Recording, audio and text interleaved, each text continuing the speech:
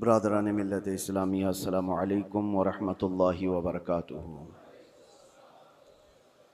अल्हम्दुलिल्लाहि व कफ़ा व सलामुन अला हबीबिहिल मुस्तफ़ा अम्मा बअद फ़अऊज़ु बिल्लाहि मिनश शैतानिर रजीम बिस्मिल्लाहिर रहमानिर रहीम अल्लज़ीना आमनू व तत्मइन्नु क़ुलूबुहुम बिज़िक्रिल्लाह अला बिज़िक्रिल्लाहि तत्मइन्नुल क़ुलूब सदक़ल्लाहु मौलाना अज़ीम। बारगाह रिसालत मुआब सल्लल्लाहु तआला अलैहि वसल्लम में दुरूद पाक का हदिया पेश करें। अल्लाहुम्मा सल्लि अला सय्यिदिना मुहम्मदिन मअदनिल जूदि वल करम व आलिहि व अस्हाबिहिल किराम व इब्निहिल करीम व बारिक व सल्लिम सलातन दाइमतन सरमदन अबदा। अज़ीज़ान गिरामी वक़ार, अल्लाह के रसूल सल्लल्लाहु तआला अलैहि वसल्लम इरशाद फरमाते हैं, अला व इन्न फिल जसदि मुदग़तुन इज़ा सलुहत सलुहल जसदु कुल्लुहु व इज़ा फसदत फसदल जसदु कुल्लुहु अला वहियल क़ल्ब। हुज़ूर पाक सल्लल्लाहु तआला अलैहि वसल्लम का फरमान आलीशान है कि आगाह हो जाओ, जिस्म के अंदर गोश्त का एक ऐसा टुकड़ा है, सबके जिस्म के अंदर गोश्त का एक ऐसा टुकड़ा है कि अगर वो सही हो गया तो पूरा जिस्म सही है, और अगर वो बिगड़ गया तो पूरा जिस्म बिगड़ जाएगा। वो क्या है? अला वहियल क़ल्ब। मेरे आका फरमाते हैं आगाह हो जाओ, वो दिल है, वो दिल है। दिल अगर सही रहा तो पूरा जिस्म सही रहेगा। साइंटिफिक तरीके से भी देखा जाए, जिस्मानी या हयातियात बायोलॉजी के एतबार से देखा जाए तो भी जिस्म के अंदर दिल का बड़ा मकाम है। रूहानी एतबार से भी, इस्लामी नज़रिए के एतबार से भी दिल का बड़ा मकाम है। उसको रईसुल आज़ा कहा गया है। सारे आज़ा का, हमारे सारे बॉडी के पार्ट्स का बादशाह है। उसके सही होने को मेरे आका सल्लल्लाहु तआला अलैहि वसल्लम ने इसीलिए फरमाया कि अगर वो सही हो गया तो पूरा जिस्म सही है। तुम्हारी आंखें सही काम कर रही होंगी, तुम्हारे हाथ और पैर सही काम कर रहे होंगे, तुम्हारी जुबान सही बोल रही होगी, ज़हन और दिमाग सही काम कर रहा होगा। लेकिन दिल अगर बिगड़ गया है, इसके अंदर दूसरी चीज़ें भर गई हैं, तो फिर हर चीज़ फसादी हो जाएगी। उसकी आँखों से भी, उसके हाथों पैरों से भी, उसकी ज़ुबान से भी बुराइयां ही सादिर होने लग जाएंगी। तो इसीलिए औलिया इकराम के मदरसे में ख़ास तौर पर दिल की सफाई पर तवज्जो दी जाती थी, जिसको तज़किये क़ल्ब कहा जाता है, तस्फ़िये क़ल्ब कहा जाता है। सफाई, दिल की सफाई और दिल की पाकीज़गी, ये बहुत ज़रूरी चीज़ है। इसके बगैर आदमी के अंदर कोई चीज़ ठहरती नहीं। और दिल का मामला ऐसा है कि पल में तोला पल में माशा, कभी इधर का होता है कभी उधर का होता है। अभी कुछ और सोच रहा है, थोड़ी देर के बाद कुछ और दिल में आ रहा होता है। कल्ब कहते हैं पलटने की चीज़ को। अरबी में जो पत्ता हवा में गिरा हुआ होता है, सूखा पत्ता, और देखिए हवा में वो कितने बार इधर से उधर होता रहता है। तो इसी तरह से दिल को भी कहा गया है कि ये हवाओं की तरह, पत्ता जिस तरह से उलट पलट होता रहता है, दिल का भी मामला वही है। और दूसरी एक हदीस है, अल्लाह के रसूल सल्लल्लाहु अलैहि वसल्लम इरशाद फरमाते हैं, तुम क्या समझते हो कि दिल तुम्हारे कंट्रोल में, तुम्हारे काबू में?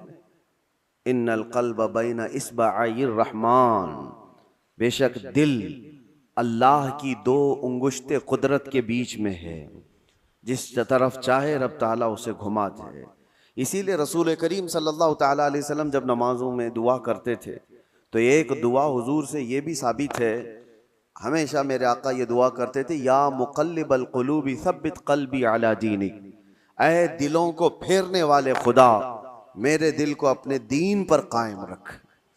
ये दुआ आप भी किया करें कि रसूल करीम सल्लल्लाहु ताला अलैहि वसल्लम ने हमें तालीम दी है इस चीज़ की कि दिलों को फेरने वाले खुदा, आज तो दिल तेरा, आज तेरी तरफ से दिया हुआ ये दिल इस्लाम पर है, ईमान पर है। क्या पता कल का आने वाला दिन इस दिल को किस तरफ फेर दे। आने वाले हादसात दिल के अंदर क्या चीज़ें फैला दें, क्या चीज़ें डाल दें। अच्छे अच्छे लोगों को बिगड़ते हुए देखा है। इसीलिए हमेशा इस बात की तरफ रहें कि अल्लाह तबारक व तआला हमारे दिल को अपनी दीन पर और अपनी इबादत पर कायम रखे। दूसरी चीज, ये कल्ब के मुतालिक कुरान ने क्या कहा, अल्लज़ीना आमनू व तत्मइन्नु कुलूबुहुम बिज़िक्रिल्लाह। हाँ, ये दिल का इत्मीनान कहाँ से है? आज पता है आपको, पूरे वर्ल्ड में, दुनिया में सबसे ज्यादा कॉमन चीज जो बीमारी है लोगों को, वो दिल की बेचैनी, दिल की घबराहट। अब उसको बायोलॉजी के एतबार से ब्लड प्रेशर कहा जाए, बीपी कहा जाए कि खून का दौरान इसमें प्रेशर ज्यादा हो जाता है, ये सारा का सारा मामला दिल से ही तो है। उसको साइंसी नजरिए से देखने वाले लोग अलग अलग तरीके से समझते हैं कि दिल के अंदर चिकनाहट ज्यादा आ गई, खून में मोटापा आ गया है, ब्लड जो है वो थोड़ा सा थिक हो गया है, जिसकी वजह से दौरान खून कम हो गया और प्रेशर बढ़ता गया और बीपी आ गया, अटैक आ गया है, फला फला चीजें। इसको बायोलॉजी के एतबार से देखने वाले, लेकिन सूफिया इकराम फरमाते हैं जब जब गुनाह ज्यादा होते हैं दिल के ऊपर दौरा बढ़ जाता है, दिल की बेचैनी और घबराहट बढ़ जाती है। जब कभी दिल के अंदर बेचैनी और घबराहट हो तो सूफिया इकराम फरमाते हैं सबसे पहले तौबा करो, तौबा करो, अल्लाह करीम की बारगाह में अपने आंसू बहाओ, देखना दिल तुम्हारा हल्का हो जाएगा। और कुरान क्या कहता है? कुरान ये कहता है जो ईमान वाले लोग हैं उनके दिलों का इत्मीनान अल्लाह के जिक्र से होता है। अला बिज़िक्रिल्लाहि तत्मइन्नुल कुलूब, आगाह हो जाओ, अल्लाह के जिक्र से दिलों को सुकून मिलता है। और यहाँ हाल ये है कि जो ईमान वाले हैं वो महीनों हो जाता है अल्लाह का जिक्र नहीं करते, तो फिर दिल को उन्होंने बेचैन ही तो रखा है, दिल को ग़िज़ा नहीं दी है, दिल को ऐसी आवारा छोड़ रखा है। अरे मियाँ, जिस्म को सुबह से लेकर रात तक खाना न दो तो ये निढाल हो जाता है, चक्कर आने लग जाते हैं। अगर 2-3 दिन खाना ना दिया जाए तो जिस्म तो खत्म ही हो जाता है। तो जब जिस्म कमजोर होता है बगैर ग़िज़ा के, तो दिल भी कमजोर होता है बगैर ग़िज़ा के। और दिल की ग़िज़ा है अल्लाह का जिक्र। अल्लाह का जिक्र जब जब हो तो ये दिल को पावरफुल बनाता है, दिल के अंदर मजबूती आती है। 2 चीजें खास कर लें अपनी जिंदगी में, एक इस्तिग़फ़ार कसरत से, अस्तग़फ़िरुल्लाह रब्बी मिन कुल्ली ज़ंबिन व अतूबु इलैह, बैठते उठते जिस वक्त भी हो इस्तिग़फ़ार कसरत से करो कि तौबा करना है। न जाने हमारी आंखें अभी क्या करके आई हैं, पता नहीं हमारे हाथों ने क्या कर दिया, हमारी जुबान ने क्या किया, दिन भर की खताएं ये बढ़ती बढ़ती चली जाती हैं। और एक हदीस ये भी है कि जब इंसान पैदा होता है ना तो उसका दिल बिल्कुल साफ शफाफ आईने की तरह होता है, साफ शफाफ होता है आईने की तरह। जब वो गुनाह करता है तो एक काला धब्बा उसके दिल पर लगा दिया जाता है, एक धब्बा। फिर दूसरा गुनाह करता है, दूसरा धब्बा, तीसरा गुनाह करता है, तीसरा धब्बा। तो ये धब्बे, ये दाग बढ़ते बढ़ते बढ़ते फिर पूरे दिल को काला कर देते हैं, पूरा दिल सियाह हो जाता है। और जब दिल काला हो जाए तो उसकी अलामतें ये बताई गई हैं कि मस्जिद में ज्यादा देर बैठने का मन नहीं करता, कुरान ज्यादा देर पढ़ने की तबीयत नहीं चाहती, जल्दी से कुरान बंद कर दो, जल्दी से मस्जिद से निकल कर भाग जाओ, नेकियों की तरफ उसकी रग़बत नहीं होती, जेब में पैसे होंगे लेकिन किसी को खैरात करने का दिल नहीं करता। तो ये दिल के काले होने की अलामात हैं, सियाह होने की अलामात हैं। ये एक्सरा मशीन से और सोनोग्राफी से मालूम होने वाली चीजें नहीं है। ये अल्लाह के नबी सल्लल्लाहु तआला अलैहि वसल्लम ने बयान फरमाया। अब उसके इलाज की तरफ हमें तवज्जो देनी है। आज दुनिया ने हमारे दिलों को अपने रंगीन गुनाहों से सियाह कर ही दिया है।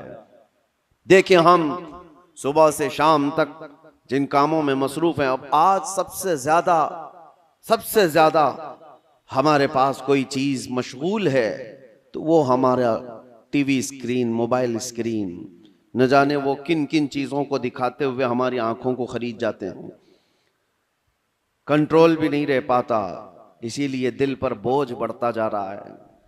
जिसको आप टेंशन कहते हैं, जिसको आप लोग डिप्रेशन कह रहे हैं, ये सिर्फ हादसात का या फिर दुनियावी किसी खसारे का टेंशन नहीं है, ये दिल का सियाहपन दिमाग पर बोझ बना देता है। भारी हो जाती है तबीयत। कुछ लोगों को घरों में तबीयत नहीं लगती कि बैठने का भी मन नहीं कर रहा, खाने का भी मन नहीं कर रहा, किसी से बात करने का भी मन नहीं कर रहा। ये बहुत अपर लेवल पर आ गई चीज कि उसकी दिल की बेकरारी बहुत बढ़ गई है, घबराहट बहुत ज्यादा बढ़ गई है। इसीलिए हम सूफिया इकराम को देखते हैं, जब जब कभी किसी के दिल की बेचैनी बढ़ जाती, घबराहट बढ़ जाती, तो वो किसी अल्लाह वाले की बारगाह में चले जाते थे, सूफिया इकराम की बारगाह में चले जाते, आस्थानों पर चले जाते, अल्लाह का जिक्र करते, फिर वो अपने दिल की पाकीज़गी लेकर के वापस लौटते हैं। वजह क्या है? अब मैं इलाज की तरफ आता हूं कि दिल को पाक करना है तो क्या चीज चाहिए। कई इलाज है, उसमें सबसे पहला तो जिक्र इलाही। अल्लाह के रसूल सल्लल्लाहु ताला अलैहि वसल्लम ने जो फरमाया उसको भी मैं आपके सामने रखता हूं। पहले हम चल रहे हैं कि इस्लाम में हर चीज के पाक करने का तरीका बताया गया। कपड़े पर अगर नजासत लग गई तो पाक करने का तरीका है। नजासत, पेशाब, पखाना, किसी भी चीज की गलाजत लगी हो तो उसको पाक करने धुलने का तरीका है। कपड़े को 3 बार धो, 3 बार निचोड़ो, अच्छे से सुखाओ, कपड़ा पाक हो जाए। बर्तन में नजासत लग जाए तो उसके पाक करने का तरीका है।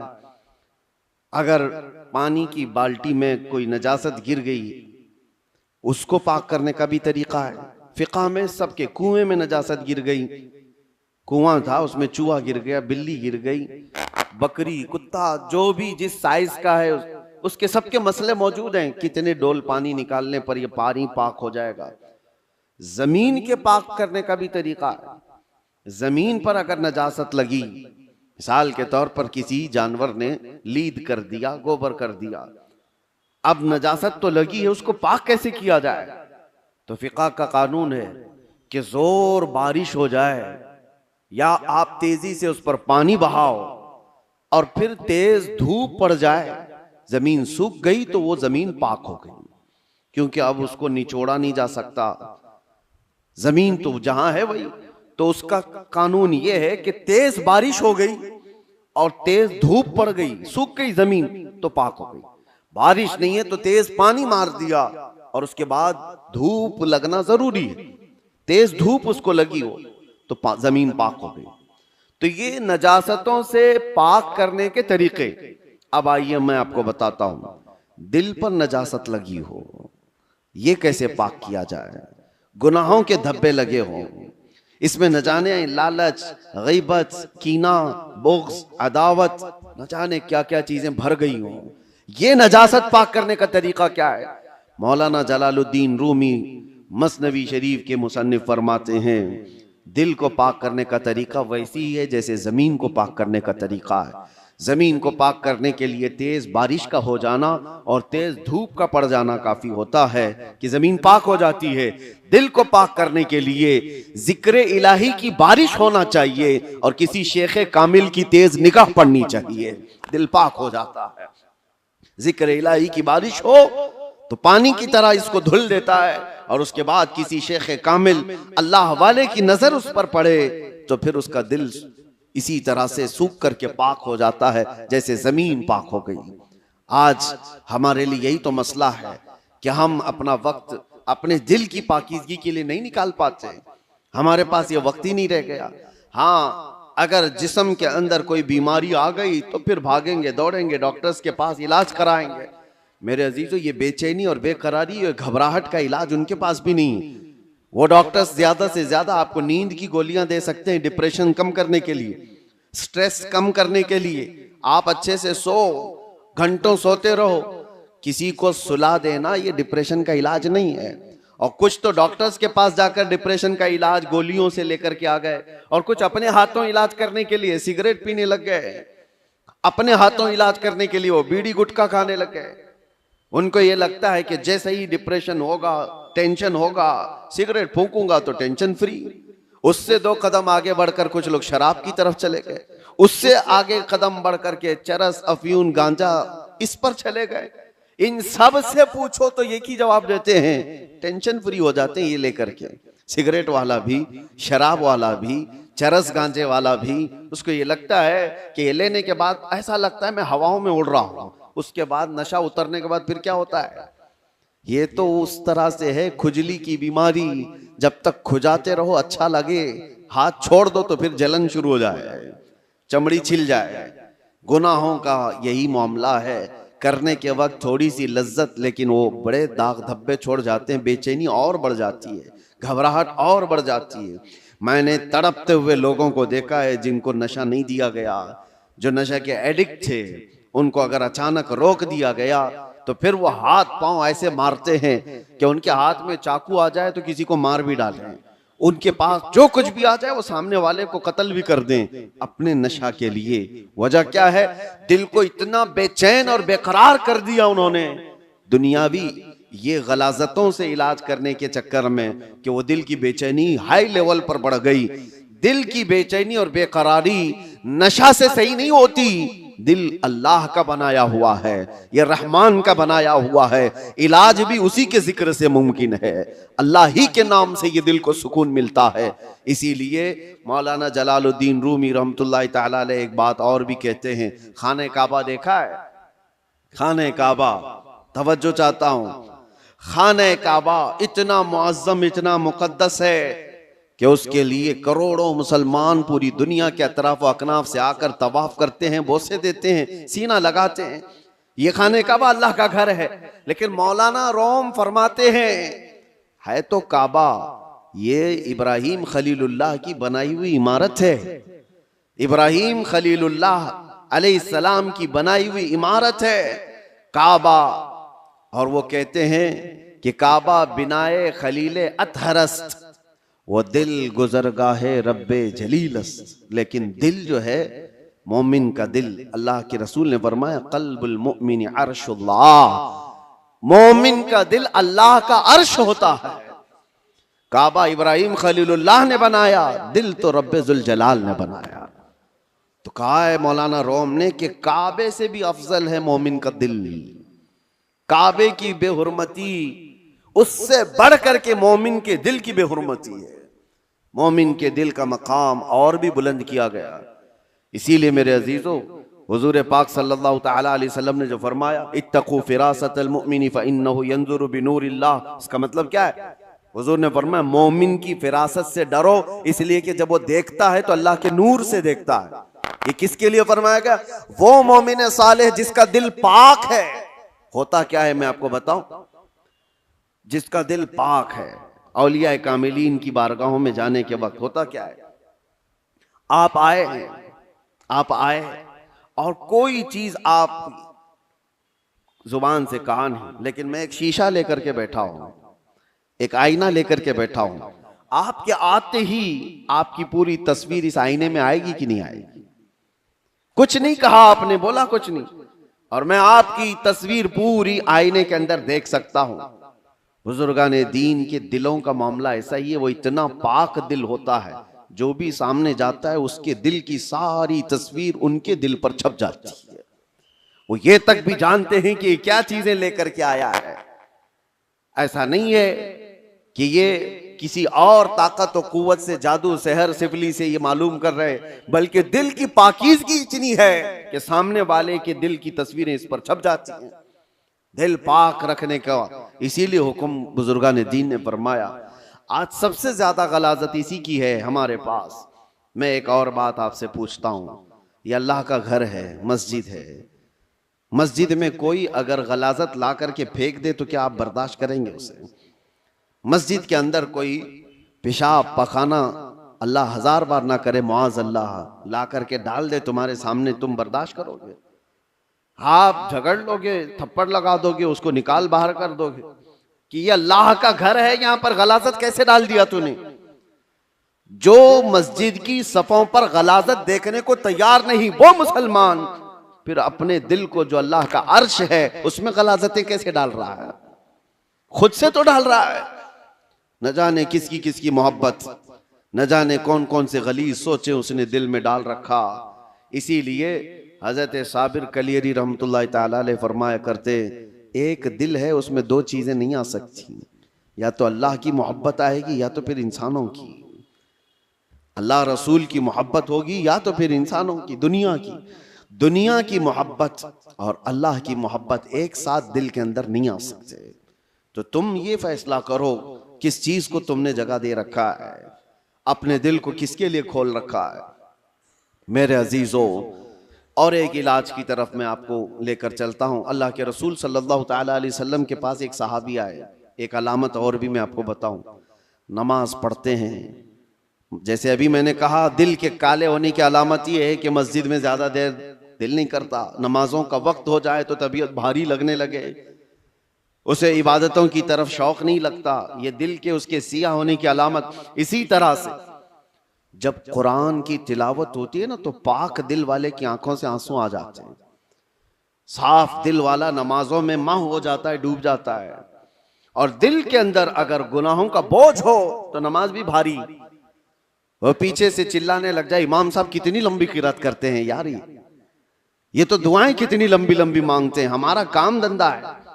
तुम्हारा दिल का बोझ है जो तुम 3 घंटे 4 घंटे मैच देखने पर ये नहीं कहते कि कितना लंबा चल रहा है, फिल्में देखने पर कभी ये नहीं कहते, लेकिन मस्जिद में 10 मिनट से ज्यादा की अगर जमात हो जाए तो ये बेचैनी और बेकरारी क्यों बढ़ जाती है। आपको पता है वो सहाबा इकराम जब नमाज पढ़ाते थे, हजरत मुआज इब्न जबल फजर की नमाज में उन्होंने पूरे सूरे बकरा पढ़ा दी थी। सूरे बकरा 2.5 पारे की है, आप 2.5 सफा नहीं सुन पाओगे, 2.5 पारे तकरीबन उन्होंने पूरे फजर की नमाज में पढ़ा दी। वो सहाबा ना होते थे सुनने में। अब जिस बात के लिए मैं ये कह रहा हूं, नमाजों में अगर बेचैनी और बेकरारी बढ़ गई है तो क्या करना चाहिए। एक सहाबी आए थे हुजूर की बारगाह में, यूं कहा, या रसूल अल्लाह सल्लल्लाहु अलैहि वसल्लम, दूसरे लोग सब जो आपके पीछे नमाज पढ़ते हैं तो रोते हैं, गिड़गिड़ाते हैं, अल्लाह को याद करते हैं, मुझे रोना नहीं आता, कुरान पढ़ने पर मुझे अश्क नहीं आते। हुजूर पाक सल्लल्लाहु अलैहि वसल्लम ने फरमाया, तुम्हारा दिल सख्त हो गया है। यह फरमाया, तुम्हारा दिल सख्त हो गया है, उसको नरम करो। कहा क्या करूं? क्या इलाज मेरे आका ने बयान किया। वजीफे तो करते ही रहते हैं। हुजूर पाक सल्लल्लाहु ताला अलैहि वसल्लम फरमाते हैं, जाओ किसी यतीम बच्चे के सर पर हाथ फेरो, अल्लाह दिल नरम कर देगा। एक इलाज ये भी मेरे आका ने फरमाया, यतीमों के लिए दिल में अपने एहसास पैदा करो, दिल नरम हो जाएगा। आज सच बताता हूं मेरे अजीजों, ढूंढो हजारों ऐसे गुरबा और मसाकीन जिनकी आंखों को पोंछने वाला कोई नहीं, जिनकी ठंडी और गर्मियों के सिलसिले में कोई देखने वाला नहीं। उन बच्चों के लिए अगर एहसास भी दिल के अंदर हो, एक आंसू का कतरा भी निकले तो तुम्हारा दिल नरम हो जाएगा। आपको पता है, जब कभी मैं उन फिलिस्तीन के बच्चों को देखता हूं, रमजान आए, ईद आए तो अपने वालिदैन की कब्रों पर जाकर बैठ जाते हैं, और कोई बच्चा अपने बाप को पुकार रहा होता है कि बाबा मुझे सुन रहे हो, आज ईद का दिन है, कोई कपड़े पहनाने वाला नहीं। तो ये जमाने रसूल याद आता है। ये वो यतीम है कि अगर मेरे आका के जमाने में पुकारे होते तो मेरे आका कंधों पर बिठा लेते थे। आज उम्मत पर कुछ एहसास नहीं होता। उनकी चीखें, उनकी पुकार को सुन करके सब हम अपने अपने ऐश में मसरूफ रहते हैं। अपने दिल के अंदर एहसास पैदा करो, दिल नरम हो जाएगा।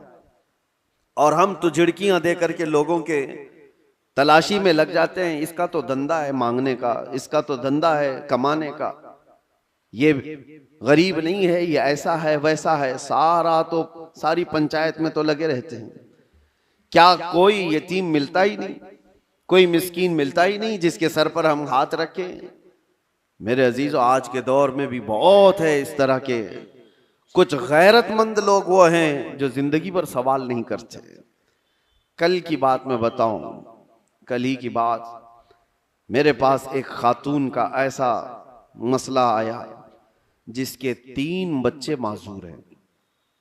एक 14 साल का, दूसरा 12 साल का, तीसरा 9 साल का। तीनों बिस्तर पर, हाथ पांव मुड़े हुए, सर झुका हुआ, न बोल सकता है न हाथ उठा सकता है, पेशाब पखाना सब बिस्तर पर। और शोहर का इंतकाल हो चुका। 3 बच्चों को पालने के लिए वो खातून कहती है, मेरे पास 1 घंटे की भी फुर्सत नहीं होती। उसको खिलाकर फारिग हो जाऊं तो इसका होता है, इसको खिलाकर फारिग हो जाऊं तो इसका होता है, इसका पेशाब साफ करूं तो इसका होता है, इसका पेशाब साफ करूं तो इसका होता है। मैं न जॉब कर सकती हूँ, न कमाने के लिए जा सकती हूँ। मुझे बताएं कि ये 3 बच्चों को जिस तरह से पालना है। और आखिर में उस खातून ने जो बात कही मेरे दिल पर लगी। मैंने कहा घबराहट और बेचैनी में कुफ्र तो नहीं करती कि मेरे घर में ऐसा क्यों हो गया? कहती है नहीं मौलाना, कभी आज तक मेरे दिल में ख्याल भी नहीं आया। मैं तो शुक्र करती हूँ कि अल्लाह तबारक व तआला न होने से कुछ दिया तो है, और मुझे इसी खिदमत के लिए दुनिया में पैदा किया गया होगा, मैं ये सोचती हूँ। और आज इन बच्चों का चलना फिरना मैं नहीं देख सकती, आखिरत में अल्लाह इसका अजर तो देगा। कहा ये सालिहीन लोग हैं, इन लोगों की मदद कोई करने को आगे इसीलिए नहीं बढ़ता कि वो गैरतमंद लोग हैं, किसी से पूछते नहीं हैं, मांगते नहीं हैं। लेकिन आस पड़ोस में लोगों को एहसास तो होता है कि ऐसे घर मौजूद हैं, कि उन तक हम क्यों नहीं पहुंचते। ये दिलों की सख्तियां हैं मेरे अजीजों। दिल जब सख्त हो जाता है तो उसे आसपास का कुछ नजर नहीं आता। आप ढूंढो, ये शाबानुल मुअज्जम का महीना है, कसरत से इबादत की तरफ बढ़ाने वाला महीना है, रमजान के इंतजार वाला महीना है। और इसमें जो बीज बोगे तौबा इस्तिगफार के, वो रमजान में उसके फल देखने को मिलेंगे। अभी से इसकी तैयारियां करो कि दिल पाक हो जाए, दिल नरम हो जाए। जिक्र इलाही से अपने हर रात को सजाओ, हर रात को। और जिसका दिल बीमार हुआ, कुरान तो ये कहता है थुम्मा क़सत क़ुलूबुहुम मिन बअदि ज़ालिका फ़हिय कल हिजारति औ अशद्दु क़स्वा, कि बनी इस्राइल के बारे में कुरान में अल्लाह फरमाता है उनके दिल इतने सख्त हो गए जैसे पत्थरों की तरह। पत्थरों की तरह इंसानों के दिल कभी कभार पत्थर से ज्यादा सख्त होते हैं। व इन्न मिनल हिजारति लमा यतफज्जरु मिनहुल अनहार व इन्न मिनहा लमा यशक्ककु फयखरुजु मिनहुल मा व इन्न मिनहा लमा यहबितु मिन खशियतिल्लाह। अल्लाह फरमाता है पत्थर तो ऐसे हैं कि कभी कभार उनमें से पानी तो निकल जाता है, पत्थर तो ऐसे हैं कि उनमें से नहरें निकलती हैं। आप नहीं देखते पहाड़ों से जो फॉल्स, जो आबशार गिरते हैं, ये क्या है? अल्लाह फरमाता है ये खौफे खुदा से, पत्थर रोता है तो पानी निकलता है, ये पत्थरों का रोना है। व इन्न मिनहा लमा यहबितु मिन खशियतिल्लाह। अल्लाह फरमाता है कभी कभार ये चट्टानें खसक करके जो गिर जाती हैं, आप देखते हैं लैंडस्लाइडिंग कहा जाता है इसको, या फिर चट्टानें खसक करके गिर जाती हैं। कुरान तो कहता है ये खौफे खुदा से हिल जाते हैं पत्थर, तो पहाड़ों से गिर जाते हैं। और इंसान का दिल ऐसा है कि पत्थरों से ज्यादा सख्त हो जाता है, ना इसके आंसू आए ना इसका जिस्म हरकत में आया। ये कुरान की बात कह रहा हूं। तो जब इतना सख्त हो जाता है दिल, तो ये भी कहा गया कि इंसान का हाई लेवल का जब सख्त दिल हो जाता है तो वह अपनी माँ और बेटी में और बीवी में फर्क करना भूल जाता है। वह आम औरत में, अपने रिश्तों में फर्क करना भूल जाता है। हलाल और हराम की तमीज उससे निकल जाती है और उसको नमाज और गैर नमाज के औकात में कोई फर्क नहीं लगता। यहाँ तक कि बढ़ते बढ़ते इस्लाम और कुफ्र के बीच की दीवार को भी वो खत्म कर जाता है। दिल की सख्ती आदमी को, वो दिलों की सख्तियां ही तो थी जो मक्का वाले अपनी पैदा हुई बच्चियों का गला मरोड़ कर जिंदा दफन कर देते थे। वो दिलों की सख्तियां ही तो थी कि वो अपनी माँ और बहनों को बाजारों में ला करके बेच देते थे। वो दिलों की सख्तियां ही तो थी कि काफिले के काफिले लूट करके उनको मार दिया करते थे।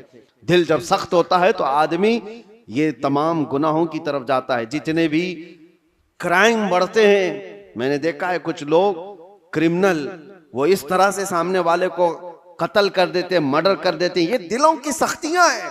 और दिल नरम हो तो चूंटी को भी हाथ लगाने से डरते रहते हैं। आपके अंदर अगर दिल नरम है तो आप जानवर को भी मारने से कतराते हैं नहीं, और दिल सख्त हो जाए तो फिर उसके सामने कोई तमीज नहीं होती। इसलिए सबसे पहले दिल का इलाज करें। अपने दिलों का इलाज अल्लाह के जिक्र से है। कसरत से अल्लाह का जिक्र करें। या अल्लाह या रहमान या रहीम, दिल मारा कुन मुस्तकीम। हमारे बुजुर्गान दीन जब बैत करते थे तो सबसे पहले ये पढ़ाते थे, ऐ अल्लाह, ऐ रहमान, ऐ रहीम, दिल मारा कुन मुस्तकीम। मेरे दिल को, हमारे दिल को इस्तिकामत अता फरमा दे, हमारे दिल को सिराते मुस्तकीम अता कर दे, घबराहट और बेचैनी से आजाद करा दे। तो ये सबसे पहले बैत करने के वक्त भी पीर और मुर्शिद पढ़ाते थे। इसीलिए कसरत से पढ़ो, या अल्लाह हो या रहमान या रहीम, या अल्लाह हो या रहमान या रहीम, दिल मारा कुन मुस्तकीम बिहक़्क़ इय्याका नअबुदु व इय्याका नस्तईन। अल्लाह तबारक व तआला इस दुआ से दिलों को नरम फरमा देगा, दिलों की सख्तियां ख़त्म हो जाएंगी। अल्लाह करीम रमज़ान से पहले हमारे दिलों में नेकियों की फसलें उगा दे, हमारी आँखों से अश्क रवा हो जाए, हमारे दिलों की सख्तियां ख़त्म हो जाएं। मौला करीम उम्मत मुस्तफ़ा पर ये आने वाला रमज़ान खैर और बरकत वाला बना दे, सआदतों और रहमतों वाला बना दे, हमारी ज़िंदगी थोड़ी और तवील कर दे मौला, कि हमें इस साल का रमज़ान देखना नसीब हो जाए। ए कदीर व जब्बार खुदा, इस शाबानुल मुअज़्ज़म के अखीर में हम सब की बख्शिश का ऐलान फरमा दे। व आखिर दावाना अनिल हम्दुलिल्लाहि रब्बिल आलमीन। अस्सलामु अलैकुम।